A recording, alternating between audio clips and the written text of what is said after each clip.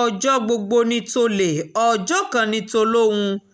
owó tẹ obìnrin tó ń jí ẹ̀rọ ìbánisọ̀rọ̀ gbé ní ìpínlẹ̀ kánò. iléeṣẹ́ ọlọ́pàá ìpínlẹ̀ kánò ti náwó gan arábìnrin ẹni ọdún mọ́kàndínlógún kan Shamsiyya Adamu pẹ̀lú àwọn mẹ́rin míì tí wọ́n jẹ́ ọkùnrin fún ẹ̀sùn jíjí ẹ̀rọ ìbánisọ̀rọ̀ gbé ní ìpínlẹ̀ ọ̀hún. agbẹnusọ fún iléeṣẹ́ ọlọ́pàá ìpínlẹ̀ náà SP Abdullahi Haruna Kiyawa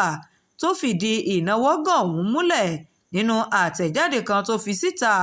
lọ́jọ́bọ̀ eléyìí tó tẹ iléeṣẹ́ atótó arére lọ́wọ́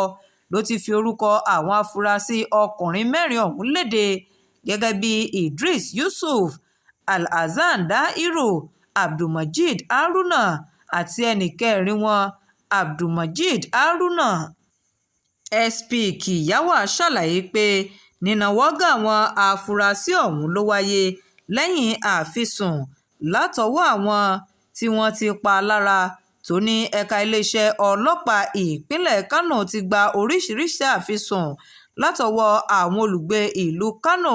lórí arábìnrin kan tó ń jí ẹ̀rọ ìbánisọ̀rọ̀ àwọn ènìyàn gbé nínú ilégbèé wọn, bákan náà tó tún wọ́ owó nínú àsùnwọ̀n akoto-owó wọn. ó ṣe àfikún rẹ̀ pé wọ́n ní kẹ̀kẹ́ mọ́rúwá ni ọmọbìnrin náà ń lò láti fi ṣiṣẹ́ láabi ọ̀hún. kọmíṣánná àjọ ọlọ́pàá ìpínlẹ̀ Kánò CP Salman Dogo Garba ló ṣe àgbékalẹ̀ ikọ̀ tó tètè ta kọ́sọ́ sẹ́nu iṣẹ́ tí wọ́n sì gba arábìnrin ọ̀hún mú lọ́jọ́ 21 inú oṣù kejìlá ọdún 2024.